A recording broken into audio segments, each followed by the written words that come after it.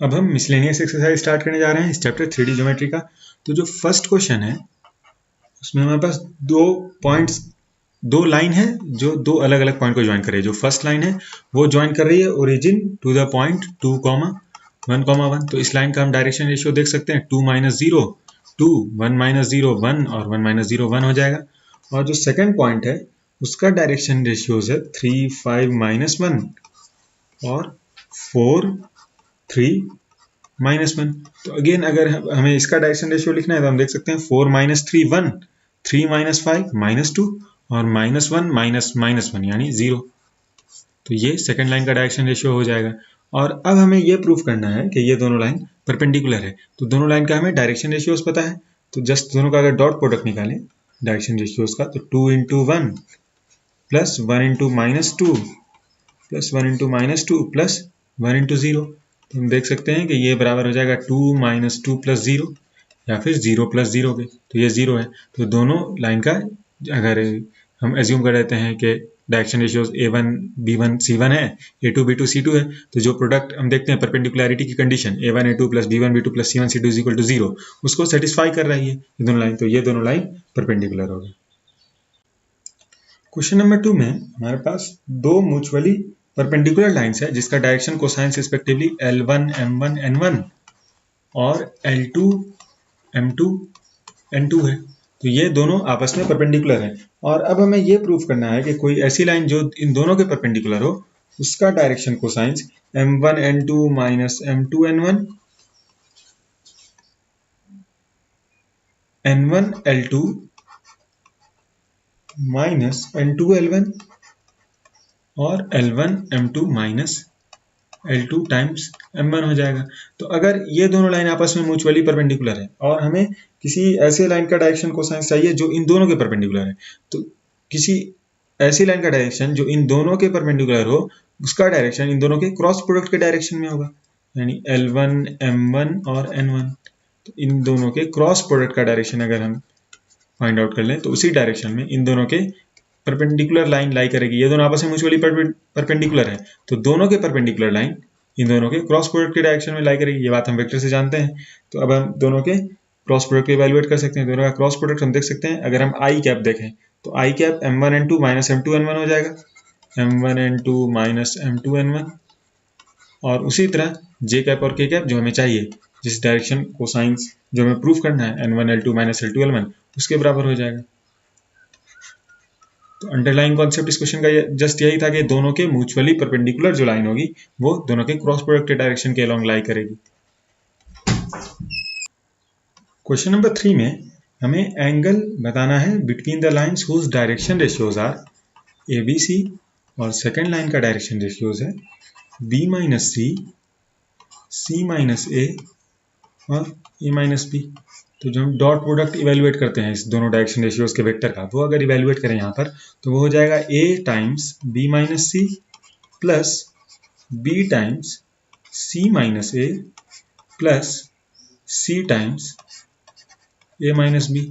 और अगर हम इसे एक्सपेंड करें तो हम देख सकते हैं AB - AC हो जाएगा, ये BC - BA हो जाएगा। और एक चीज हम देखेंगे B × A × B के बराबर होता है, मल्टीप्लाई कर रहे हैं हम, तो BA और AB यहाँ पे पॉजिटिव है, यहाँ पे नेगेटिव, कैंसिल हो जाएगा। उसी तरह प्लस CA है तो -AC प्लस CA कैंसिल हो जाएगा, और -CB है प्लस BC -CB कैंसिल हो जाएगा। क्लियर देख सकते हैं ये 0 के बराबर हो जाएगा। तो डॉट प्रोडक्ट कह सकते हैं हम डायरेक्शन रेशियोज का 0 है, तो इसका मतलब दोनों के बीच में एंगल थीटा 90 डिग्री के बराबर है। क्वेश्चन नंबर 4 में हमें इक्वेशन बताना है of a line parallel to X axis and passing through the origin. तो अगर हमें किसी भी लाइन का इक्वेशन कार्टेशियन फॉर्म लिखने के लिए एक पॉइंट चाहिए जिसके थ्रू वो लाइन पास करे, 0, 0, 0 है वो पॉइंट, और उसका डायरेक्शन रेशियो चाहिए। तो उसके लिए एक एडिशनल इन्फॉर्मेशन है कि line is parallel to X axis. तो अगर हम XYZ प्लेन ड्रॉ करें तो एक्स एक्सिस के पैरेलल कोई भी लाइन हम जानते हैं इस तरह से जाएगी इस तरह, और यहाँ पर ये कंडीशन है कि it is passing through origin. तो ओरिजिन से पास करे और एक्स एक्सिस के पैरेलल हो तो वो लाइन कोई और नहीं एक्स एक्सिस ही है, क्योंकि एक्स एक्सिस के अलावा और कोई लाइन ऐसी हो ही नहीं सकती जो ओरिजिन से पास करे और एक्स एक्सिस के पैरेलल हो। तो अब हम कोई भी इस पे पॉइंट, अगर हमें अब डायरेक्शन रेशियो चाहिए इस लाइन का, तभी हमें इसका इक्वेशन लिख पाएंगे कार्टेशियन फॉर्म में। तो हम कोई भी पॉइंट एज्यूम कर लेते हैं, तो इसका आर्बिट्रेरी कुछ भी इसका एक्स कोऑर्डिनेट ए एज्यूम कर लेते हैं और वाई और जेड जीरो होगा क्योंकि ये एक्स एक्सिस पर पॉइंट लाई कर रहा है। तो जो सेकंड पॉइंट हो गया वो हो गया ए कॉमा जीरो और डायरेक्शन रेशियो हम देख सकते हैं A minus zero, zero minus zero और जीरो माइनस जीरो हो जाएगा। और अब हमें इस लाइन का इक्वेशन लिखना है, तो हमें डायरेक्शन रेशियोज पता है और एक पॉइंट पता है जिसे लाइन पास करे, तो ये x माइनस जीरो, तो x minus zero by A is equal to Y minus zero by zero is equal to Z minus zero by zero. और ये हम इस फॉर्म में भी छोड़ सकते हैं या फिर कोई आर्बिट्री कांस्टेंट b के भी बराबर लिख सकते हैं। तो अगर x बाई ए है, हमने जो a एज्यूम किया, तो ये अगेन इस फॉर्म में आ जाता है x by A is equal to Y by zero is equal to Z by zero is equal to B. तो यहाँ पर जस्ट एक ही कांस्टेंट है, यानी a इंटू बी अगर कर देंगे तो यहाँ पर हम वन लिख सकते हैं, x बाई वन लिख लेंगे और ये जीरो ही रहेगा। हम अगर पूरे इक्वेशन को यार हर एक साइड को अगर a से मल्टीप्लाई कर रहे हैं तो x बाई वन हो जाएगा, ये y बाई जीरो हो जाएगा, y बाई जीरो ही रहेगा, z बाई जीरो हो जाएगा और a इंटू बी, तो one constant into some other constant, कोई न्यू कांस्टेंट c बन जाएगा। तो ये इक्वेशन हम इस फॉर्म में भी लिख सकते हैं कि x by one is equal to y by zero is equal to z by zero. और अगर हम ध्यान से देखें तो ये जस्ट x एक्सिस का ही इक्वेशन है क्योंकि y जीरो है, z जीरो है और x is equal to some arbitrary constant c। Question number 5 में हमारे पास 4 पॉइंट्स के कोऑर्डिनेट्स हैं ए बी सी डी। ए है 1, 2, 3, बी के कोऑर्डिनेट्स हैं 4, 5, 7 और सी है -4, 3, -4, 3, -6 और डी का कोऑर्डिनेट्स है 2, 9, 2 और हमें एंगल बताना है ए बी और सी डी के बीच। तो अगर एंगल बताना है ए बी और सी डी के बीच तो हमें ए बी और सी डी का डायरेक्शन रेशियोज मालूम होना चाहिए और वो सफिशियंट और नेसेसरी इन्फॉर्मेशन होगा। और अगर हम बी ए का अब डायरेक्शन रेशियोज देखें तो बी ए का डायरेक्शन रेशियोज हम देख सकते हैं 4, -1, 3, 5, -2, 3 और 7, -3, 4 हो जाएगा। ये हम लाइन L1 का डायरेक्शन रेशियो L1 से नोट कर देते हैं ए बी के डायरेक्शन रेशियो को। उसी तरह L2 मतलब सी डी का डायरेक्शन रेशियो और हम देख सकते हैं 2 -4 या फिर 2 + 4 6, 9 - 3 6 और 2 -6 या फिर 2 + 6 8।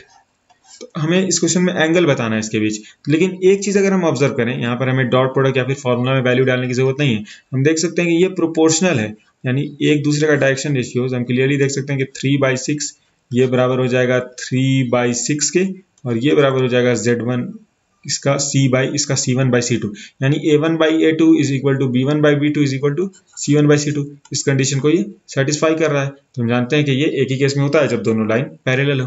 तो अब अगर दोनों लाइन पैरेलल है ए बी और सी डी तो दो ही केस है, या तो थीटा 0 डिग्री होगा या फिर 180 डिग्री के बराबर होगा।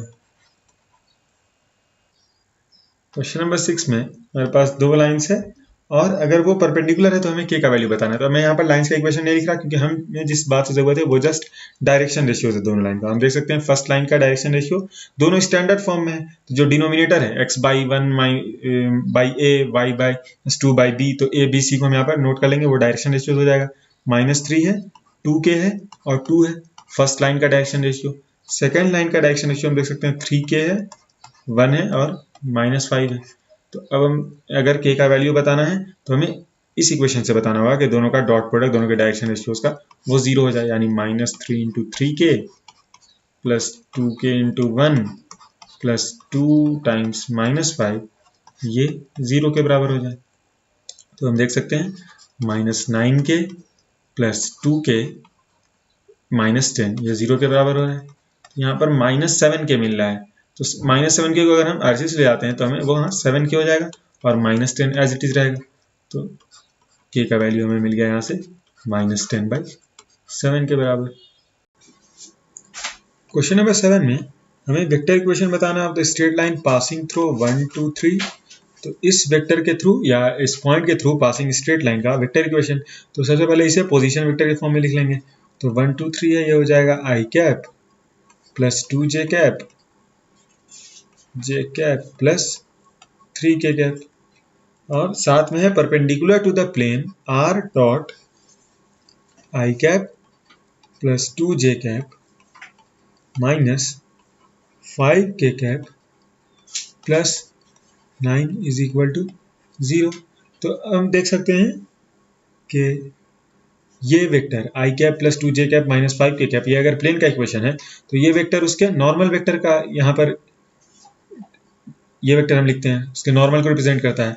तो अब हमें बताना है स्ट्रेट लाइन का इक्वेशन वेक्टर फॉर्म में जब वो परपेंडिकुलर हो थ्रू दिस प्लेन। तो परपेंडिकुलर, उस प्लेन के परपेंडिकुलर का मतलब है ये वेक्टर इस प्लेन के परपेंडिकुलर के अलॉन्ग है, तो यानी वो स्ट्रेट लाइन इस लाइन के अलॉन्ग हो, इस वेक्टर के अलॉन्ग हो, तो ये इसके पैरेलल हो जाएगा I cap plus 2j cap minus 5k cap. तो अब हमें पता है किस वेक्टर के डायरेक्शन के अलॉन्ग होना चाहिए लाइन, और एक पॉइंट पता है जिसके थ्रू वो लाइन पास कर रही है। तो हम इक्वेशन आसानी से लिख सकते हैं r माइनस a या फिर r is equal to a plus lambda B form में।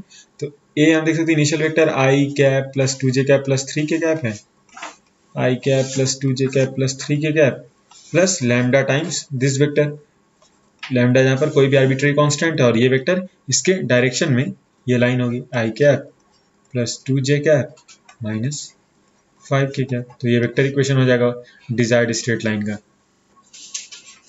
क्वेश्चन नंबर 8 में हमारे पास एक प्लेन का इक्वेशन है r dot I cap plus j cap plus k cap is equal to 2, और हमें इक्वेशन बताना है उस प्लेन का जो इसके पैरेलल है और passing through A B C. तो इस प्लेन के पैरेलल है, मतलब हम इस वेक्टर इक्वेशन इस फॉर्म में लिखते हैं कि r dot n vector is equal to d। तो यहाँ पर जो n है नॉर्मल वेक्टर, हम देख सकते हैं इसके पैरेलल है, तो ये n वेक्टर आइडेंटिकल होगा, सेम होगा, जस्ट d का वैल्यू चेंज होगा। तो हम उसे लिख सकते हैं r डॉट, इसके पैरेलल है तो इसका जो नॉर्मल वेक्टर है वो एग्जैक्टली सेम होगा, ये प्लेन, दोनों प्लेन पैरेलल है, दोनों का नॉर्मल वेक्टर आइडेंटिकल होगा। तो r dot I cap plus j cap plus k cap, और यहाँ पर कोई आर्बिट्ररी वैल्यू d। ये बात, इस बात से हम पता चलाएंगे कि ये passes through point a b c। तो पहले हमें जस्ट इक्वेशन बताना है, वेक्टर फॉर्म में नहीं बताना, हम कार्टेशियन फॉर्म में भी बता सकते हैं। तो इसको पहले चेंज कर लेते हैं। तो r जो पोजीशन वेक्टर है इसे हम x i cap plus y j cap plus z k cap लिख सकते हैं, और इसका अगर हम डॉट प्रोडक्ट लें आई कैप प्लस जे कैप प्लस के कैप के साथ, आई कैप प्लस जे कैप प्लस के कैप के साथ, तो ये बराबर है डी के। और अगर हम डॉट प्रोडक्ट ले रहे हैं तो x into one X plus Y into one, J cap का कोएफिशिएंट यहाँ पे 1 है तो y plus z into one यानी z is equal to D. और हम देख सकते हैं कि ए बी सी से ये पास कर रहा है, तो ये इस इक्वेशन को a comma B comma C, इस प्लेन के इक्वेशन को सेटिस्फाई करेगा। तो a plus B plus C is equal to D. यहाँ से हमें d का वैल्यू मिल गया। d अननोन वेरिएबल है, हमने एज्यूम किया था, तो ये नोन वेरिएबल्स या जो नोन वैल्यूज है a b c उसके टर्म्स में हमें d का वैल्यू मिल गया। तो हम इक्वेशन लिख सकते हैं x plus y plus z is equal to a plus B plus c. Question number 9 में हमारे पास दो लाइन का वेक्टर इक्वेशन है और हमें shortest distance between the lines बताना है। तो ऐसा क्वेश्चन पिछले एक्सरसाइजेज में हम काफ़ी कर चुके हैं, तो अब मिसलेनियस एक्सरसाइज में जैसे हम देख सकते हैं कि उस टाइप का क्वेश्चन रिपीट हो रहा है। तो हम जस्ट सीधे फॉर्मूला से बढ़ते हैं। हम फॉर्मूला जानते हैं कि डी बराबर होता है mod of b1 cross b2। यहाँ पे b1 और b2 दोनों के डायरेक्शन रेशियोज का, या फिर डायरेक्शन वेक्टर जो होता है वेक्टर फॉर्म में वो है डॉट a2 माइनस a1, या फिर इनिशियल वेक्टर फर्स्ट का a1 सेकंड का a2, तो a2 माइनस a1 हम लेते हैं और फिर इसे डिवाइड करते हैं mod of b1 cross b2 के वेक्टर से। तो अब हम इस क्वेश्चन में जैसे यहाँ पर वेक्टर इक्वेशन नहीं लिख रहे हैं, आप देख सकते हैं कि r जो इक्वेशन है वो a1 प्लस लैम्डा b1 और a2 प्लस लैम्डा b2 के फॉर्म में है। तो a1 यानी फर्स्ट इक्वेशन का जो इनिशियल पोजीशन वेक्टर है, या जिस पोजीशन वेक्टर जिस पॉइंट से पास कर रही है वो लाइन, उसका पोजीशन वेक्टर हम देख सकते हैं a1 है 6i cap plus 2j cap plus 2k cap के बराबर है। और उसी तरह a2 हम देख सकते हैं a2 minus 4i cap minus k cap है। तो a2 माइनस a1 हम आसानी से यहाँ पर इवेल्युएट कर सकते हैं, minus 4 minus x minus 10i cap, 0 minus 2 minus 2j cap, और माइनस 1 माइनस 2 यानी माइनस 3k कैप। और अब अगर हमें b1 और b2 इवेल्युएट करना है तो हम देख सकते, सॉरी b1 और b2 पहले लिखना है, तो b1 हम देख सकते हैं बराबर है फर्स्ट लाइन का जो डायरेक्शन रेशियोज का वेक्टर है, यानी लैम्डा b, तो वहां पर जो b है i cap minus 2j cap, या आप क्वेश्चन से देख सकते हैं प्लस 2k कैप, और जो सेकेंड लाइन का b2 वो है 3i cap minus 2j cap minus 2k cap. तो हम b1 क्रॉस b2 आसानी से देख सकते हैं कि अगर हम इस तरह से आई कैप जे कैप के कैप के फॉर्म में लिखें तो यहाँ पर I1 -2 और 2 और फिर ये 3 -2 और 2, तो क्रॉस प्रोडक्ट आप इवेल्युएट कर सकते हैं आसानी से। तो यहाँ पर 4 + 4 8 आई कैप हो जाएगा और जे कैप -2 -6, लेकिन फिर हम -2 -6 फिर उसका पॉजिटिव लेंगे तो 8 आई कैप प्लस 8 जे कैप प्लस 8 जे कैप और के कैप हम इवेल्युएट कर सकते हैं -2 + 6 + 4 के कैप। तो अब हमें B1 क्रॉस B2 पता है, A2 - A1 वेक्टर पता है, तो आसानी से D कैलकुलेट कर सकते हैं। D बराबर हो जाएगा पहले इनका डॉट प्रोडक्ट, तो -8 × -10 -80 प्लस 8 × -10 अगेन -16 4 × -3 -12। तो हमें इसका एब्सोल्यूट वैल्यू पॉजिटिव वैल्यू लेना है। तो 86 96 और 12 108 है, -108 का पॉजिटिव 108 हो जाएगा divided by B1 cross B2 का मॉड, यानी ये 8 आई कैप प्लस 8 जे कैप प्लस 4 के कैप है, तो 8 square plus 8 square plus 4 square. तो D बराबर हो जाएगा 108 डिवाइडेड बाई, देख सकते हैं कि ये जो मॉड है ये 64 + 64 128 + 16 144 के बराबर है, और रूट अंडर 144 हम जानते हैं 12 के बराबर होता है, 108/12 या फिर 9 यूनिट्स D के बराबर D हो जाएगा। क्वेश्चन नंबर 10 में हमें कोऑर्डिनेट्स बताना of the point where the line through these 2 points, यानी 5 1 6 और दूसरा पॉइंट है 3, 4, 1। इन दो पॉइंट्स के थ्रू जो लाइन पास कर रही है वो क्रॉसेस द YZ प्लेन। तो YZ प्लेन का इक्वेशन हम जानते हैं x = 0। तो पहले हम लाइन का इक्वेशन लिख लेंगे, फिर वहां पर x = 0 पुट करेंगे, तो फिर हमें x, y और z कोऑर्डिनेट्स रिस्पेक्टिवली मिल जाएगा। तो पहले हम लाइन का इक्वेशन थ्रू 2 पॉइंट्स लिख सकते हैं। एक किसी पॉइंट को x1, y1, z1 मान लेंगे, और हमें 2 पॉइंट्स पता है तो हम डायरेक्शन रेशियो या फिर जिस डायरेक्शन में स्ट्रेट लाइन है वो लिख सकते हैं। हो जाएगा 5 - 3 2, 1 - 4 -3 और 6 - 1 5। तो ये डायरेक्शन रेशियोज हो जाएगा, और ये कोई किसी भी पॉइंट को लेकर आर्बिट्रेरी हम लिख सकते हैं 5, 1, 6 को भी एज्यूम करके, या फिर 3, 4, 1। तो अगर 3, 4, 1 को एज्यूम करें तो इक्वेशन हो जाएगा x/3/2 x - 3/2 = y - 4 divided by -3 is equal to z - 1 divided by 5। तो अब हमें x, y और z कोऑर्डिनेट्स बताना है जहां पर ये YZ प्लेन को क्रॉस कर रहा है। YZ प्लेन का हमने अभी इक्वेशन लिखा है x = 0। तो इस कंडीशन को हम पुट करके y और z भी कोऑर्डिनेट कैलकुलेट कर सकते हैं। तो पहले हम इसे एज्यूम कर लेंगे कि ये कोई आर्बिट्रेरी कांस्टेंट k के बराबर है, और x - 3/2 भी k, y - 4/- 3 भी, और z - 1/, ये 1 है, z - 1/5 भी k के बराबर है। तो x - 3/2 अगर k के बराबर है और हमें पता है कि YZ प्लेन को क्रॉस कर रहा है, तो वहां पे x कोऑर्डिनेट 0 है, तो 0 - 3/2 is equal to k। तो k का वैल्यू हमें पता चल गया -3/2। तो अब हम y और z कोऑर्डिनेट आसानी से पता लगा सकते हैं। जैसे हम देख सकते हैं y - 4/- 3 ये भी k के बराबर है, यानी y - 4/- 3 -3/2 के बराबर है। तो अगर हम -3 से इस साइड मल्टीप्लाई कर दें तो हमें मिल जाएगा y - 4 -3 × -3 यानी 9/2 के बराबर है, और y 4 + 9/2 यानी 17/2 के बराबर है। और अब इसी तरह अगर z को कैलकुलेट करें, यानी z - 1/5 ये भी k के बराबर है, k यानी -3/2। तो z हो जाएगा 1 को अगर हम उस साइड ले आ रहे हैं, यहाँ पर हम दो स्टेप जैसे एक साथ ले रहे हैं, z - 1 -15/2 तो z 1 - 15/2 और ये -13/2 के बराबर होगा। तो अब हमें x कोऑर्डिनेट पता है 0, y 17/2 और z -13/2। जिस पॉइंट पे ये लाइन क्रॉस करेगी YZ प्लेन को वो हो जाएगा 0, 17/2 और -13/2। उस पॉइंट का कोऑर्डिनेट्स ये हो जाएगा। क्वेश्चन नंबर 11 में हमें कोऑर्डिनेट्स है 2 पॉइंट का जिसके थ्रू लाइन पास कर रही है और फिर ZX प्लेन से पास कर रही है। तो ये है 5, 1, 6 और 3, 1, 4, 1।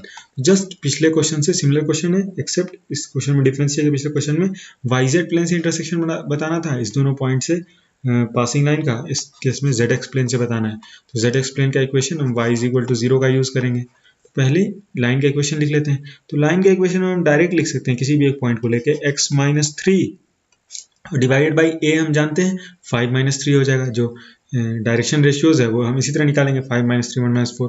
हम डायरेक्ट यहाँ पे लिख सकते हैं 5 माइनस 3 2, और उसी तरह इस पॉइंट को ले रहे हैं तो y minus 4 divided by 1 minus 4 यानी minus 3 is equal to z minus 1 divide by 6 minus 1 यानी 5।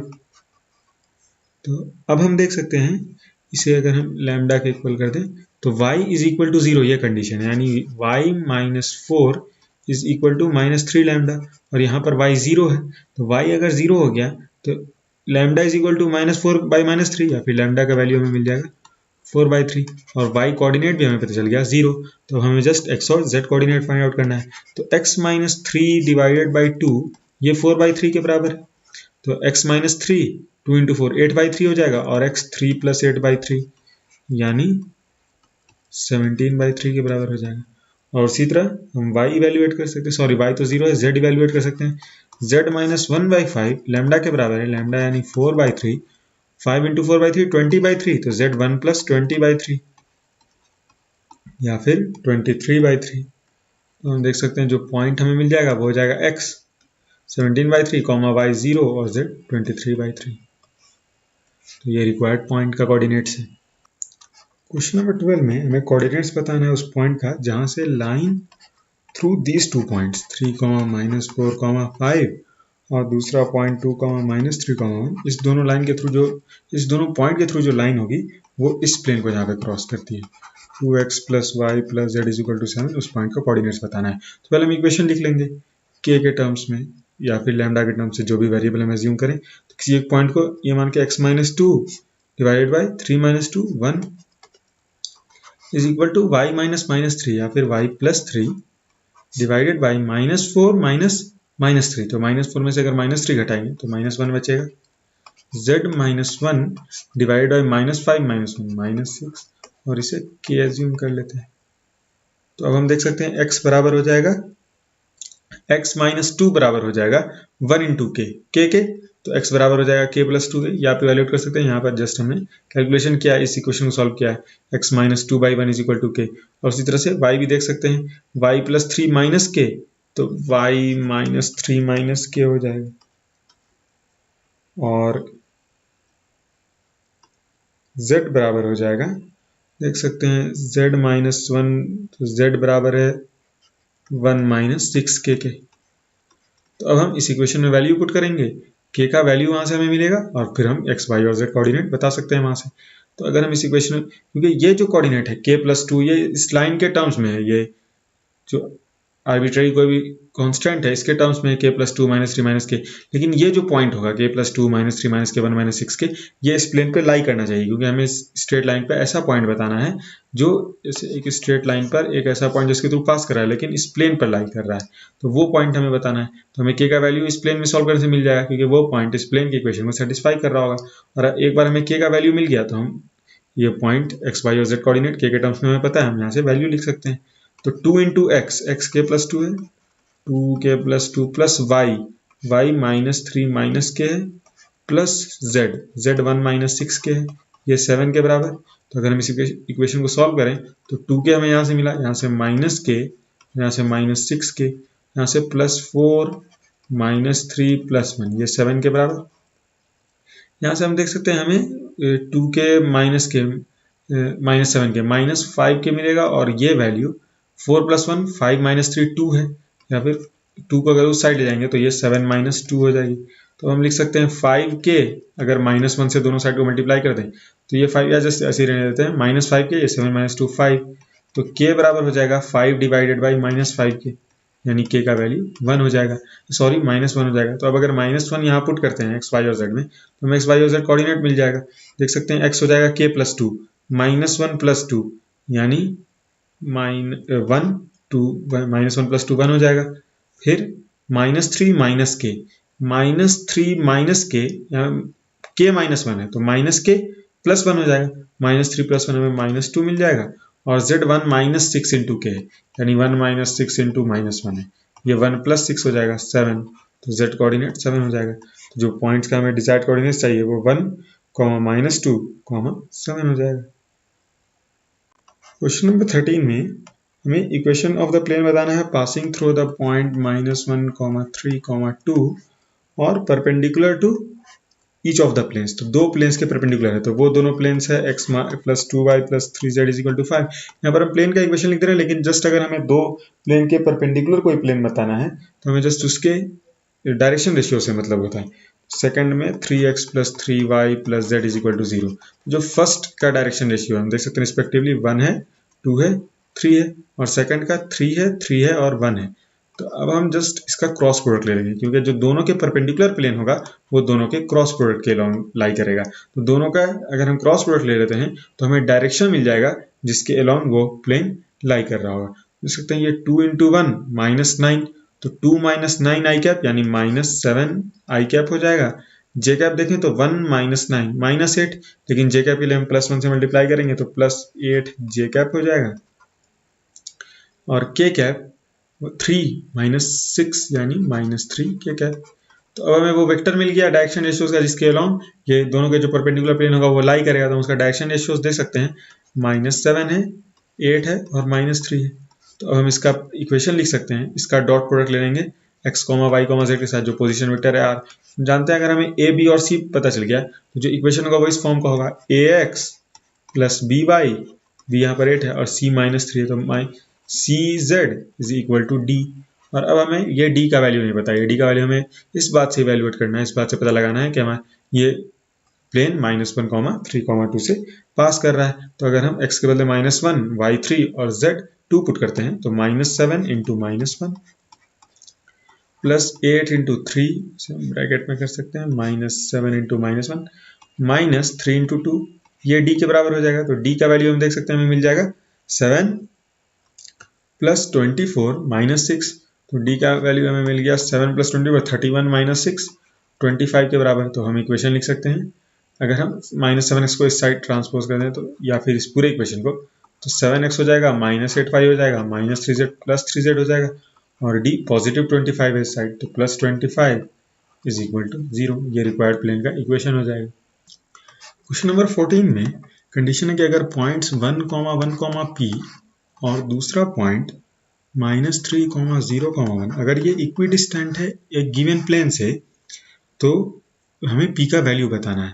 तो गिवन जो प्लेन है वो हम देख सकते हैं r डॉट, तो r को पहले हम लिख लेते हैं, आप एग्जैक्ट इक्वेशन वेक्टर फॉर्म में है तो वो देख सकते हैं बुक से, y j cap plus z k cap और इसका dot product 3i cap plus 4j cap minus 12 k cap, ये r dot this plus 13 is equal to 0। तो r को हमने इससे रिप्लेस कर दिया, उसके position vector xi plus Y J cap plus Z K cap से, ताकि कार्टेशियन इक्वेशन में लिख लें। उसके बाद हम आसानी से जो डिस्टेंस का फॉर्मूला है वो अप्लाई कर देंगे। तो देख सकते हैं ये x into 3 3x plus Y into 4 4y plus z into -12 यानी -12z plus 13 is equal to 0 के बराबर हो जाएगा ये इक्वेशन। तो अब अगर हमें डिस्टेंस का फॉर्मूला लिखना है यानी d1, तो हम देख सकते हैं d1 इक्वल हो जाएगा, यहाँ पर d1 हम 1, 1, P का डिस्टेंस देख रहे हैं, तो 3 इंटू एक्स 3 इंटू 1 जो फॉर्मूला है हम पहले भी देख चुके हैं, मुझे यहाँ पर बार बार फॉर्मूला डिस्कस करने की जरूरत नहीं है, आप पीछे एक्सरसाइज देख सकते हैं अगर जरा सा इसमें डाउट है तो। हम ax1 प्लस ये पुट करते हैं x, y और z में और डिवाइड करते हैं इसके स्क्वायर से, तो 3 इंटू 1 मैं जैसे यहाँ पर सीधे फॉर्मूला यूज़ करूँगा plus 4 into 1 minus 12 into P plus 13 divided by root under 3 square plus 4 square plus -12 का स्क्वायर। हम देख सकते हैं ये जो न्यूमरेटर में टर्म है ये हो जाएगा मॉड ऑफ 3 प्लस 4 प्लस 13 यानी 20 माइनस 12p, तो 20 माइनस 12p और अगर इसे इवेल्युएट करें तो ये root under 3 square 9 plus 16 plus 144 है। और अब अगर d2 इवेल्युएट करें डिस्टेंस d2, तो वो इस पॉइंट का डिस्टेंस है -3, 0, 1, तो इसका डिस्टेंस हम जस्ट नीचे जो क्वांटिटी आता है तो हम पॉजिटिव स्क्वायर रूट ही लेते हैं, तो हमें जस्ट ऊपर भी अगर हम मॉड लगाएं तो हम वैल्यूएशन सही कर सकते हैं। तो 3 इंटू -3 प्लस 4 इंटू 0, तो 0 ही हो जाएगा, लिखने की जरूरत नहीं है, plus 1 into -12 plus 13 divided by exact same ये रूट आएगा। तो हम ये रूट देख सकते हैं, ये रूट अंडर 16 प्लस 9 25 प्लस 144, या फिर root under 25 plus 144 root under 169 के बराबर है। तो ऊपर जो टर्म आया -9 -12 -21 प्लस 13, और -21 प्लस 13 हम जानते हैं 8 के बराबर है, -8 के बराबर है, उसका एब्सोल्यूट वैल्यू 8 हो जाएगा। तो 8 और रूट 169 13, तो ये जो वैल्यू है, ये जो मॉड के अंदर वैल्यू है, इसे हमें इक्वेट कर देना है 8/13 से, क्योंकि ये दोनों डिस्टेंस अकॉर्डिंग टू क्वेश्चन बराबर है, d1 बराबर d2, और इसी कंडीशन से हमें p का वैल्यू निकालना है। हम देख सकते हैं कि mod of 20 - 12p divided by root 169, again ये भी सेम रूट है, बाई 13 इज इक्वल टू 8/13। तो देख सकते हैं 13 कैंसिल हो जाएगा, और 20 - 12p का मॉड 8 के बराबर है, यानी 20 - 12p अगर हमें एब्सोल्यूट वैल्यू में अंदर है तो ये 20 - 12p प्लस 8 भी हो सकता है, -8 भी हो सकता है। दोनों ही केस में उसका मॉड या एब्सोल्यूट वैल्यू वो 8 के बराबर होगा। तो हम देख सकते हैं इस इक्वेशन से हमें p का 2 वैल्यू मिलेगा। तो पहला इक्वेशन हम p को +8 मान के सॉल्व करेंगे, तो हम देख सकते हैं हमें 20 - 8 या फिर 12 इज इक्वल टू p मिल जाएगा, वहां से हमें p का वैल्यू 1 के बराबर मिल जाएगा। लेकिन अगर -8 मान के सॉल्व करते हैं तो p का वैल्यू 20 + 8 28/12 यानी 7/3 मिल जाएगा। तो p का वैल्यू दो वैल्यू ले सकता है p, 1 और 7/3, दोनों ही केस के लिए d1 और d2 बराबर होगा। क्वेश्चन नंबर 15 में हमें इक्वेशन बताना है of the plane passing through line of intersection of two planes. तो अगेन दो प्लेन है, तो हम उसका इक्वेशन इस फॉर्म में लिख लेंगे। पहले जैसे जो फर्स्ट प्लेन है a + λb फॉर्म में, हम जानते हैं अगर दो प्लेन के इंटरसेक्शन से पासिंग कोई भी प्लेन हो तो उसका इक्वेशन a + λb हो जाता है, जहां पर a और b दोनों प्लेन का इक्वेशन है। तो पहले हम वो लिख लेते हैं प्लस k कैप -1, ये इक्वेशन फर्स्ट प्लेन का है, इज इक्वल टू 0, तो और प्लस लैम्डा टाइम्स जो सेकंड इक्वेशन है, क्योंकि इसी फॉर्म का हम जानते हैं और लैम्डा का वैल्यू हम किसी एडिशनल इन्फॉर्मेशन से क्वेश्चन में निकालते हैं। इस तरह क्वेश्चन हम पिछले एक्सरसाइज में कर चुके हैं। तो सेकंड इक्वेशन देख सकते हैं क्वेश्चन से, r dot 2i cap plus 3j cap minus k cap, 2i cap plus 3j cap minus k cap plus 4 is equal to 0, इसमें लिख सकते हैं +4, और फिर a + λ भी इज इक्वल टू 0। और अब हमें जस्ट लैम्डा का अगर वैल्यू हमें पता चल गया तो हम इसका इस प्लेन का इक्वेशन लिख सकते हैं जो हमारा रिक्वायर्ड प्लेन है। तो पहले हम r डॉट एक साथ कर लेते हैं, यानी इसे हम इस फॉर्म में भी लिख सकते हैं कि r डॉट i कैप 1 है और यहाँ पर 2 × लैम्डा है, तो 1 + 2 लैम्डा i कैप प्लस इसी तरह j हम देख सकते हैं 1 + 3 lambda j cap, 1 + 3 lambda j cap, और +1 - lambda, +1 - lambda k cap. r का डॉट प्रोडक्ट इस वेक्टर के साथ, यहाँ पर स्मॉल ब्रैकेट डालते हैं, r का डॉट प्रोडक्ट इसके साथ, और ये बराबर हो जाएगा अगर हम इसे बाहर निकाल देते हैं -1 + 4 लैम्डा, तो इस साइड जाके वो हो जाएगा 1 - 4 लैम्डा। तो अब ये उस प्लेन का इक्वेशन हो जाएगा। अगर हमें लैम्डा का वैल्यू पता चल गया, हम यहाँ पुट करेंगे तो हमें उस प्लेन का इक्वेशन मिल जाएगा इस फॉर्म में, वेक्टर फॉर्म में। तो अब अगर हम देखें तो इसका डायरेक्शन रेशियो इस प्लेन के नॉर्मल का, पहले क्वेश्चन में ये कंडीशन है कि पैरेलल टू x एक्सिस, तो x एक्सिस का डायरेक्शन रेशियो हम जानते हैं 1, 0, 0, x एक्सिस है तो उसका डायरेक्शन 1, 0, 0, उसी तरह जैसे y का 0, 1, 0 और z का 0, 0, 1 हो जाएगा, ये बात हम जानते हैं। और ये पैरेलल है x एक्सिस का डायरेक्शन रेशियो x एक्सिस का, और ये प्लेन पैरेलल है x एक्सिस के। तो प्लेन अगर x एक्सिस के पैरेलल है तो उसका नॉर्मल परपेंडिकुलर होगा x एक्सिस के, यानी इसके परपेंडिकुलर होगा नॉर्मल, जिसका डायरेक्शन रेशियो यहाँ पर है 1 + 2 लैम्डा, 1 + 3 लैम्डा, 1 - लैम्डा। तो अभी जैसे हमने डिस्कस किया कि ये दोनों डायरेक्शन रेशियोज आपस में परपेंडिकुलर है, तो इसका डॉट प्रोडक्ट 0 होना चाहिए, 1 × 1 + 2 लैम्डा, और बाकी दोनों 0 है तो हमें मल्टीप्लाई करने की कोई जरूरत नहीं है, जस्ट ये 0 हो जाएगा। तो 1 + 2 लैम्डा 0, यानी लैम्डा का वैल्यू हमें मिल गया -1/2। तो अब अगर हम इसमें पुट करते हैं तो हम देख सकते हैं 1 + 2 लैम्डा 0 हो जाएगा, जस्ट j कैप और k कैप का टर्म्स बचेगा, और वो हो जाएगा r डॉट 1 + 3 लैम्डा 1 - 3/2, तो -1/2 j plus 1 - lambda plus 3/2 k, 1 - -1/2 यानी 1 + 1/2 हो जाएगा, इज इक्वल टू 1 - 4 लैम्डा, तो 1 - 4 × -1/2 या फिर 1 + 4 × 1/2, 1 + 2 3 हो जाएगा, तो इज इक्वल टू 3, ये इक्वेशन हो जाएगा प्लेन का। क्वेश्चन नंबर 16 में हमें एक प्लेन का इक्वेशन बताना है which is perpendicular to OP, जहां पर O ओरिजिन है 0,0 और P है 1,2, -3। तो हमें प्लेन का इक्वेशन लिखने के लिए किसी एक पॉइंट की जरूरत है और साथ में इस बात की जरूरत है कि उसके नॉर्मल का डायरेक्शन रेशियोज क्या है, क्योंकि हम जो डॉट प्रोडक्ट लेते हैं तो वो नॉर्मल के डायरेक्शन रेशियो से लेते हैं, प्लेन के डायरेक्शन रेशियो से नहीं लेते हैं। तो OP के परपेंडिकुलर है, प्लेन OP के परपेंडिकुलर है, यानी OP उस प्लेन के नॉर्मल के लॉन्ग है। तो जो OP का डायरेक्शन रेशियोज होगा वही उसके नॉर्मल का डायरेक्शन रेशियो हो जाएगा, वही नॉर्मल टू द प्लेन का डायरेक्शन रेशियोज हो जाएगा। तो OP का डायरेक्शन रेशियो हम देख सकते हैं जो P का है, कोऑर्डिनेट्स वही हो जाएगा, क्योंकि 1 - 0 सबको हम 0 से माइनस कर रहे हैं, तो 1 - 0 1, 2 - 0 2 और -3 - 0 -3। तो ये OP यानी उस नॉर्मल का डायरेक्शन रेशियोज हो जाएगा जो उस प्लेन का नॉर्मल है। तो अब हमें प्लेन के नॉर्मल का डायरेक्शन रेशियोज मिल गया, तो हम इसका dot product xi cap plus yj cap, या फिर जस्ट हम देख सकते हैं कि फाइनली हम x को इससे मल्टीप्लाई करते हैं, x into 1 x into ax plus by plus cz is equal to d, जहां पर abc ये है। इस फॉर्म में हम लिख सकते हैं। अभी हमें d का वैल्यू नहीं पता है, लेकिन वो एक एडिशनल इन्फॉर्मेशन से हम निकाल सकते हैं, डिड्यूस कर सकते हैं कि किसी एक पॉइंट हमें पता है जिससे प्लेन पास कर रहा है। हमें क्वेश्चन में है कि ये plane is passing through p, तो उससे हम निकाल सकते हैं। तो x into 1 plus y into 2, ये 1 है, just 1 plus z into -3 is equal to d।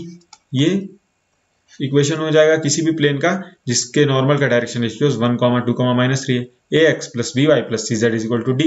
और अब d का वैल्यू हमें इस बात से निकालना है कि ये प्लेन इस p से पास भी कर रहा है।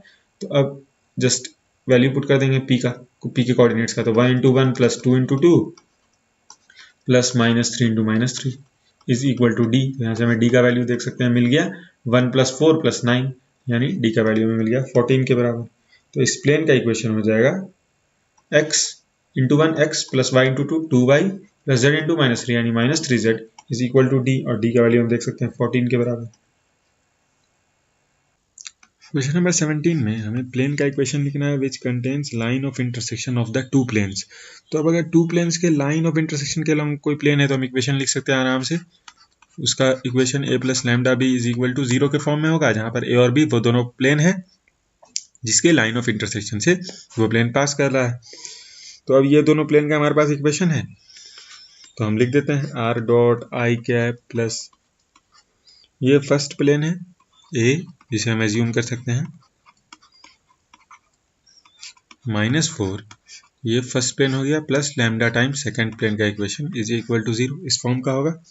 और जहां पर लैम्डा का वैल्यू हम किसी एडिशनल कंडीशन से फाइंड आउट करेंगे। सेकंड इक्वेशन है r dot 2i cap plus j cap minus k cap 2i cap plus j cap minus k cap plus 5 is equal to 0। हम जस्ट इज इक्वल टू 0 के form में जो equation just उसे लेते हैं, is equal to 0 नहीं लिखते हैं। तो lambda b is equal to 0 हो जाएगा इस फॉर्म में। और अब हमें लैम्डा का वैल्यू बताना है एडिशनल कंडीशन से। तो वो एडिशनल कंडीशन ये है कि ये प्लेन परपेंडिकुलर है to the plane r dot 5i cap plus 3j cap minus 6k cap plus 8 is equal to 0।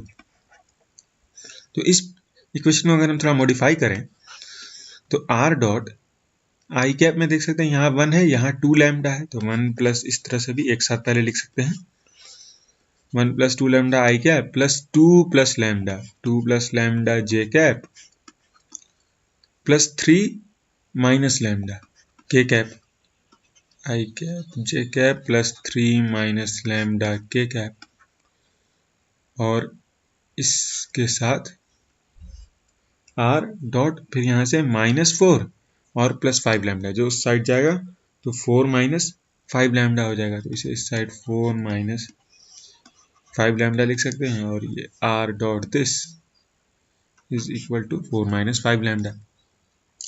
और अब लैम्डा फाइंड आउट करने के लिए कंडीशन ये है कि ये दोनों प्लेन परपेंडिकुलर है, यानी इसका नॉर्मल भी आपस में परपेंडिकुलर है, तो उसके डायरेक्शन रेशियोज का प्रोडक्ट आपस में, जैसे इसके नॉर्मल का डायरेक्शन रेशियोज 5, 3 और -6 है, इसका 1 प्लस 2 लैम्डा 2 प्लस लैम्डा और 3 माइनस लैम्डा है, तो अब जो फॉर्मूला है परपेंडिकुलरिटी का condition a1 a2 plus b1 b2 plus c1 c2 is equal to 0, वहाँ वो हम अप्लाई करेंगे, वहाँ से हमें लैम्डा का वैल्यू मिलेगा। देख सकते हैं 1 plus 2 lambda into 5 plus 2 plus lambda into 3 plus 3 minus lambda into -6 या फिर लैम्डा -3 इंटू 6, ये 0 के बराबर हो जाएगा। हम देख सकते हैं यहाँ से 10 लैम्डा 3 लैम्डा और 6 लैम्डा यानी 19 लैम्डा हमें मिल जाएगा, और प्लस 5 प्लस 6 11, 11 माइनस 18 या फिर 11 माइनस 18 तो -7 हो जाएगा, तो इज इक्वल टू 7 भी लिख सकते हैं। तो हमें लैम्डा का वैल्यू 7/19 मिल गया। तो अब अगर हम लैम्डा का वैल्यू यहाँ पुट करें तो सब आई कैप डिवाइडेड बाई 19/19 के फॉर्म में रहेगा, और हम 19 न्यूमरेटर LHS और IHS दोनों साइड से कैंसिल कर सकते हैं। तो आप देख सकते हैं लास्ट में जो हमें इक्वेशन मिल जाएगा वो हो जाएगा r.33 आई कैप 1 प्लस 2 इंटू 7 या फिर 19 प्लस 2 इंटू 7, तो 33 है बाई 19 यहाँ पर आएगा, सब में बाई 19 आएगा, हम लेकिन सभी में कैंसिल कर दे रहे हैं क्योंकि सब में कॉमन है, तो हम डिवाइड बाई 19 अब नहीं लिख रहे हैं, plus 45 J cap plus 50 k cap is equal to 41। Question number 18 में हमें डिस्टेंस बताना है इस पॉइंट का -1 -5 -1 -5 -10 का from the point of intersection of line and a plane. तो जिस लाइन का और प्लेन का इंटरसेक्शन पॉइंट हमें ढूंढना है वो लाइन है 2i कैप माइनस जे कैप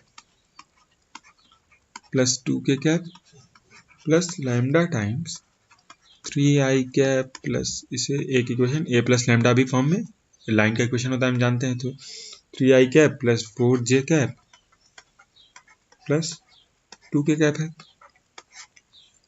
और ये प्लेन का equation r dot n is equal to D के फॉर्म में r dot normal vector i cap minus J cap plus k cap is equal to 5। तो अब अगर हमें इस दोनों का इंटरसेक्शन पॉइंट निकालना है तो यहाँ पर जो r है position vector r dot this is equal to 5 उसे हम स्ट्रेट लाइन के r से रिप्लेस कर देंगे। हमें जस्ट ये दोनों इक्वेशन सॉल्व करना है, तो r बराबर है इसके 2i cap a plus lambda b के, और r डॉट इसके, तो यहाँ पर r को इससे रिप्लेस कर देंगे, तो हमें मिल जाएगा 2i कैप माइनस जे कैप प्लस 2k कैप, यानी ये वेक्टर a है, a प्लस लैम्डा b, या फिर लैम्डा b को हम as a single vector b treat कर सकते हैं। 3 लैम्डा i कैप हो जाएगा 4 लैम्डा j कैप और 2 लैम्डा k कैप। इन दोनों का डॉट प्रोडक्ट इसके साथ, इन दोनों का a प्लस b दो वेक्टर का डॉट प्रोडक्ट तीसरे वेक्टर c के साथ i cap minus J cap plus k cap के साथ, ये 5 के बराबर है। तो हम डॉट प्रोडक्ट की प्रॉपर्टी जानते हैं कि a plus b dot c, ये एक वेक्टर है, इसे हम दूसरा वेक्टर ट्रीट करते हैं a प्लस बी, और इसका हम डॉट प्रोडक्ट ले रहे हैं c के साथ, तो इसे हम लिख सकते हैं a डॉट सी, a का डॉट प्रोडक्ट c के साथ प्लस b का डॉट प्रोडक्ट c के साथ। तो अब अगर हम इन दोनों वेक्टर का डॉट प्रोडक्ट लें i cap minus J cap plus k cap के साथ, तो इसका हो जाएगा यानी a डॉट सी हो जाएगा 2 इंटू 1 प्लस -1 इंटू -1, तो 1 हो जाएगा, प्लस 2 इंटू 1 प्लस लैम्डा, यहाँ पर सब में कॉमन आएगा 3 lambda plus 4 lambda plus 2 lambda, तो लैम्डा को पहले ही बाहर कर लेते हैं, फिर 3 into 1 plus 4 into -1 plus 2 into 1, और ये बराबर होना चाहिए 5 के। तो यहाँ से हमें मिल गया 2 plus 2 plus 1 5 plus lambda times 3 plus 2 5 minus 4, तो 1 इज इक्वल टू 5, यानी लैम्डा 5 प्लस लैम्डा 5 के बराबर, तो लैम्डा 5 माइनस 5 0 के बराबर, तो लैम्डा का वैल्यू हमें मिल गया 0। तो अब हम जो सॉल्व कर रहे थे लाइन और प्लेन को, तो अब अगर हमें इंटरसेक्शन पॉइंट चाहिए, हम देख सकते हैं यहाँ पे लैम्डा का भी कोई आर्बिट्रेरी वैल्यू ले सकता है, आर्बिट्रेरी कांस्टेंट है, तो ये लाइन का इक्वेशन होता है, लेकिन लैम्डा का अगर हमें कोई पार्टिकुलर वैल्यू मिल गया, कोई डेफिनेट वैल्यू मिल गया लैम्डा इज इक्वल टू 0, तो वो एक पार्टिकुलर पोजीशन वेक्टर को करेस्पॉन्ड करेगा। तो अब अगर इस लाइन के इक्वेशन में हम इस प्लेन के इक्वेशन में डाल सकते हैं, क्योंकि हम लाइन और प्लेन को सॉल्व कर रहे थे, लेकिन अगर लाइन के इक्वेशन में हम लैम्डा का वैल्यू 0 पुट कर दें तो हम देख सकते हैं कि ये r बराबर हो जाएगा, जो दोनों का इंटरसेक्शन है लाइन और प्लेन का, वो position vector 2i cap minus जे कैप प्लस 2 के कैप। हम जानते हैं कि ये पोजीशन वेक्टर है इस पॉइंट का 2, -1, -2 का। तो हमें डिस्टेंस बताना है -1, -5, -10 का उस पॉइंट से जहां पे लाइन और प्लेन इंटरसेक्ट कर रहा है, और वो पॉइंट 2, -1, 2 है। तो हम by distance formula distance calculate कर सकते हैं। -1, -2 -1, -2 का होल स्क्वायर प्लस -5 -1 यानी -5 + 1 का होल स्क्वायर प्लस -10 -2 का होल स्क्वायर। ये डिस्टेंस हो जाएगा। अब अगर हम इसे कैलकुलेट करें तो हम देख सकते हैं ये -1 -2 -3 का स्क्वायर है, -3 का स्क्वायर 9 प्लस -5 + 1 -4 -4 का स्क्वायर 16 और ये -10 -2 यानी -12 का स्क्वायर है, और -12 का स्क्वायर हम जानते हैं 144। तो डिस्टेंस बराबर हो जाएगा √144 + 16 160 + 9 169, और √169 जानते हैं 13 यूनिट्स के बराबर हो जाएगा। तो डिस्टेंस दोनों पॉइंट के बीच 13 यूनिट्स के बराबर हो जाएगा। क्वेश्चन नंबर 19 में हमें वेक्टर इक्वेशन बताना है of the line passing through this point 1, 2, 3 और पैरेलल टू द प्लेन्स। तो दो प्लेन्स का इक्वेशन है जिससे वो पैरेलल है। तो हमें यहाँ पर एग्जैक्ट प्लेन का इक्वेशन लिखने की कोई जरूरत नहीं है। हम जानते हैं कि अगर इस फॉर्म में इक्वेशन है r.n = d, तो हमें जस्ट ये जो नॉर्मल वेक्टर है इसके डायरेक्शन रेशियो से मतलब है। तो फर्स्ट प्लेन का नॉर्मल वेक्टर का डायरेक्शन रेशियो 1, -1 और 2 है, हम देख सकते हैं क्वेश्चन से। और सेकंड प्लेन के नॉर्मल का डायरेक्शन रेशियो 3 है, 1 है और 1 है। तो अब हमें यह बताना है कि parallel to the two planes और पासिंग थ्रू दिस। तो स्ट्रेट लाइन का इक्वेशन हम जानते हैं r = a vector plus lambda b vector, इस फॉर्म में होता है। a यहाँ पर कोई इनिशियल किसी भी ऐसे पॉइंट का वेक्टर है जिससे वो स्ट्रेट लाइन पास कर रही है। तो हमारे पास एक पॉइंट है 1, 2, 3 जिससे पॉइंट पास कर रही है। तो a वेक्टर जो होगा वो i कैप, इसका जस्ट पोजीशन वेक्टर हो जाएगा इस पॉइंट का, i cap plus 2j cap plus 3k cap हो जाएगा। और यहाँ पर लैम्डा टाइम्स b यहाँ पर उसके डायरेक्शन का वेक्टर है यार। तो यहाँ पर उसका डायरेक्शन अगर हमें चाहिए स्ट्रेट लाइन का, तो उसके बारे में क्वेश्चन में है कि वो पैरेलल है इस दोनों प्लेन्स के। तो इस दोनों प्लेन के पैरेलल का मतलब है कि इस दोनों प्लेन के जो नॉर्मल है इस दोनों का प्लेन के पैरेलल है, और इस दोनों प्लेन का नॉर्मल इस प्लेन के परपेंडिकुलर है, यानी इस दोनों प्लेन का नॉर्मल इस स्ट्रेट लाइन के भी परपेंडिकुलर है। ये प्लेन और ये स्ट्रेट लाइन पैरेलल है, तो इसका जो परपेंडिकुलर होगा इस प्लेन का वो इस स्ट्रेट लाइन के भी परपेंडिकुलर होगा। तो अब इन दोनों के परपेंडिकुलर होना चाहिए, इस दोनों ये जो डायरेक्शन रेशियोज है इस दोनों डायरेक्शन रेशियोज के परपेंडिकुलर डायरेक्शन में उस स्ट्रेट लाइन का डायरेक्शन होगा। तो अब अगर हमें डायरेक्शन चाहिए इस दोनों के परपेंडिकुलर, तो हम जानते हैं कि अगर हमारे पास दो सेट है डायरेक्शन रेशियोज का और हमें उसके परपेंडिकुलर डायरेक्शन चाहिए, तो हम जस्ट दोनों का क्रॉस प्रोडक्ट ले लेंगे। तो वो जो डायरेक्शन हमें मिलेगा वो इन दोनों का परपेंडिकुलर डायरेक्शन होगा। 3, 1, 1, तो हम क्रॉस प्रोडक्ट ले सकते हैं। i कैप -1 -2 -3i कैप हो जाएगा, -3i कैप j कैप 1 -6 -5, लेकिन j के साथ हम -1 से मल्टीप्लाई करते हैं तो +5j कैप हो जाएगा, और k कैप 1 × 1 +3 +4 1 × 1 +3, हाँ +4 k कैप हो जाएगा। तो हमें उस डायरेक्शन का वेक्टर पता है, या b पता है जिस डायरेक्शन में स्ट्रेट लाइन का डायरेक्शन वेक्टर पता है, और साथ में एक इनिशियल वेक्टर पता है।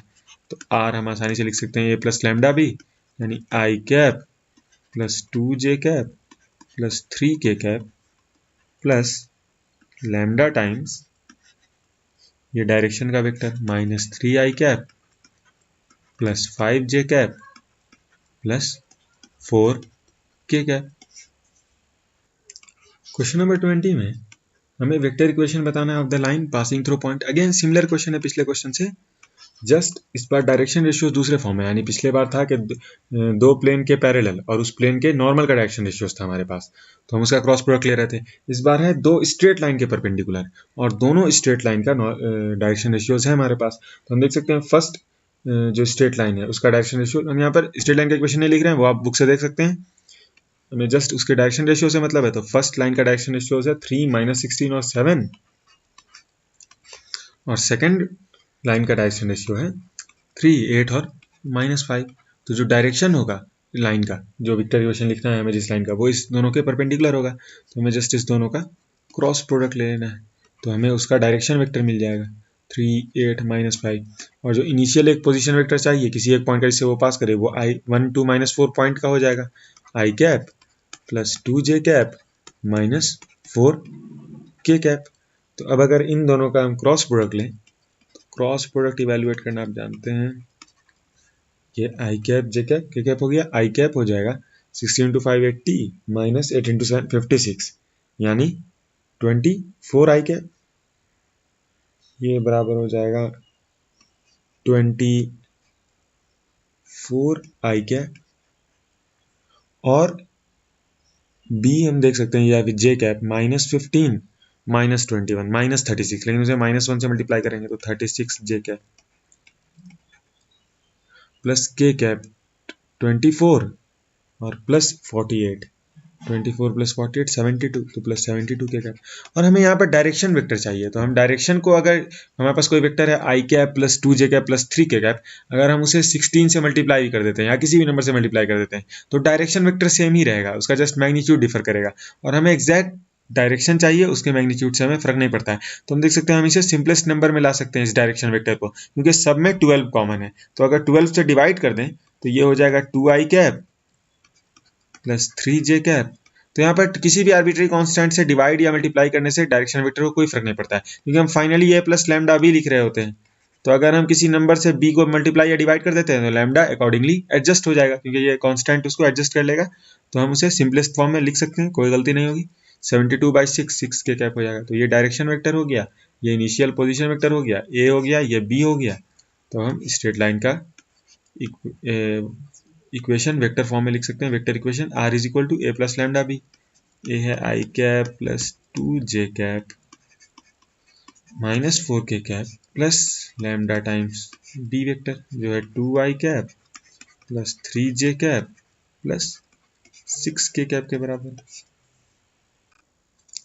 क्वेश्चन नंबर 21 में हमें प्रूव करना है कि अगर एक प्लेन का इंटरसेप्ट ABC है, तो पहले हम वो स्टेटमेंट नहीं लिख रहे हैं जो हमें प्रूव करना है। हम जस्ट अगर एक प्लेन का इंटरसेप्ट ABC है तो इंटरसेप्ट फॉर्म में हम प्लेन का इक्वेशन लिख सकते हैं x/a।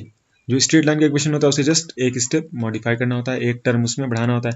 x/a plus y/b is equal to 1, ये स्ट्रेट लाइन का इक्वेशन होता है इंटरसेप्ट फॉर्म में। तो plus z/c is equal to 1, ये प्लेन का इक्वेशन हो जाएगा इंटरसेप्ट फॉर्म में।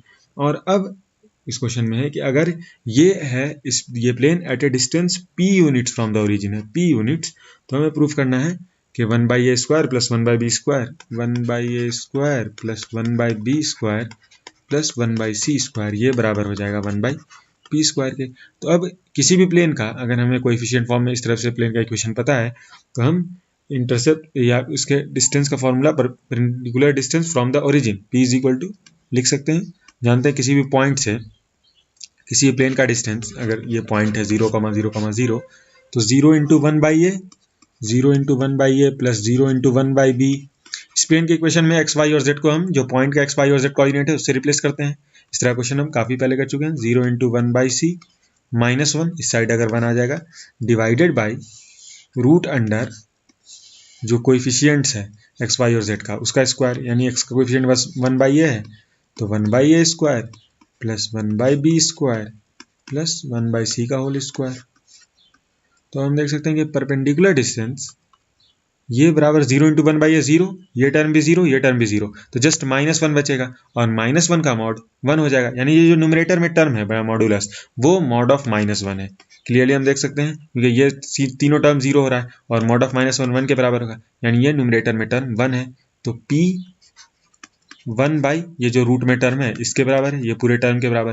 तो 1/p अगर हम p को इस साइड ले आए तो इज इक्वल टू ये बराबर हो जाएगा, रूट वाला टर्म उस साइड मल्टीप्लाई हो जाएगा, न्यूमरेटर में चला जाएगा, तो रूट वाला टर्म जो पूरा टर्म हम लिख सकते हैं 1/a का है स्क्वायर, यानी 1 का स्क्वायर डिवाइडेड बाई a का स्क्वायर, 1 का स्क्वायर 1 रहेगा डिवाइड बाई a स्क्वायर। उसी तरह 1/b का होल स्क्वायर 1/b स्क्वायर हो जाएगा और 1/c का होल स्क्वायर 1/c स्क्वायर हो जाएगा। और अब अगर हम दोनों साइड का स्क्वायर लें तो देख सकते हैं 1/a square plus 1/b square plus 1/c square, और ये बराबर हो जाएगा 1/p के स्क्वायर के। और 1/p का स्क्वायर जैसे 1/a का होल स्क्वायर, यानी इसका हमें स्क्वायर लेना है, तो 1/a का होल स्क्वायर 1/a स्क्वायर हो रहा है, उसी तरह 1/p का whole square 1/c P square हो जाएगा। एग्जैक्ट सेम रिजल्ट है जो हमें प्रूफ करना था। क्वेश्चन नंबर 22 में हमें डिस्टेंस बताना है बिटवीन द टू प्लेन्स। तो जो दो प्लेन है वो है 2x plus 3y plus 4z is equal to 4 और दूसरा प्लेन है 4x plus 6y plus 8z is equal to 12। तो हम सबसे पहले अगर हमें हम देख सकते हैं दोनों पैरेलल प्लेन है, पैरेलल प्लेन के बीच ही हमें डिस्टेंस निकालना होगा। तो अगर हमें दो पैरेलल के प्लेन्स के बीच में डिस्टेंस निकालना है, परपेंडिकुलर डिस्टेंस, तो पहले दोनों का कोएफिशिएंट सेम कर देंगे। या तो इस इक्वेशन को 2 से मल्टीप्लाई कर देंगे या फिर इस इक्वेशन को 2 से डिवाइड कर देंगे। हम देख सकते हैं ये 2 टाइम्स है, जो प्रोपोर्शनलिटी कांस्टेंट है हर कोएफिशिएंट में, 4/2, 6/3, 8/4 वो 2 है। तो इस इक्वेशन को अगर 2 से डिवाइड कर दें तो ये उसी कोएफिशिएंट्स के टर्म्स में आ जाएगा 2x plus 3y plus 4z और ये टाइम हो जाएगा 12/2 6।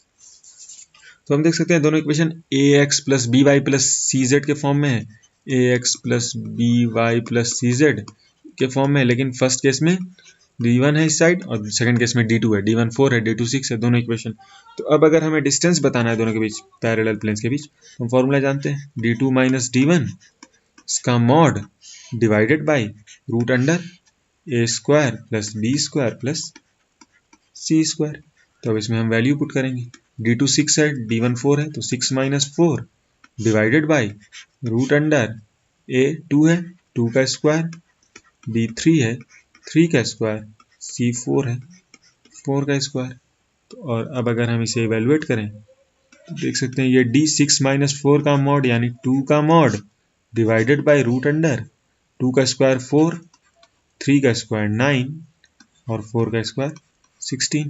तो न्यूमरेटर में जो टर्म है वो 2 का मॉड 2 के बराबर है, डिवाइडेड बाई डिनोमिनेटर में 9 प्लस 4 13 और 16, 16 9 25 और 4 29 के बराबर है। तो ये 2 बाई रूट अंडर 29 यूनिट्स के बराबर है। हम देख सकते हैं ये मल्टीपल ऑप्शन करेक्ट टाइप है, यानी एक करेक्ट आंसर में चूज करना है। तो हम देख सकते हैं 2 by root 29 unit option d में दिया हुआ है, तो ऑप्शन डी करेक्ट है। इस एक्सरसाइज के लास्ट क्वेश्चन या फिर इस चैप्टर के लास्ट क्वेश्चन, क्वेश्चन नंबर 23 में हमें बताना है कि दो प्लेन्स परपेंडिकुलर है या पैरेलल है या इंटरसेक्ट वाई एक्सिस या पासेस थ्रू कॉमन पॉइंट। ये एमसीक्यू टाइप है। तो जो दो प्लेन्स है वो है 2x minus y plus 4z is equal to 5 और 5x minus 2.5y plus 10z is equal to 6। सबसे पहले हम ये देख सकते हैं कि ये दोनों का जो कोएफिशिएंट है, यानी अगर a1 b1 और c1 एज्यूम करते हैं और इसे a2 b2 c2 तो प्रोपोर्शनल है, यानी 2/5 ये बराबर है -1 डिवाइडेड बाई -2.5 के और इज इक्वल टू 4/10। देख सकते हैं ये प्रोपोर्शनल है और हम जानते हैं कि ये प्रोपोर्शनलिटी का जो कंडीशन है ये इसका मतलब है कि ये दोनों प्लेन पैरेलल है। तो जो ऑप्शन बी है वो करेक्ट हो जाएगा।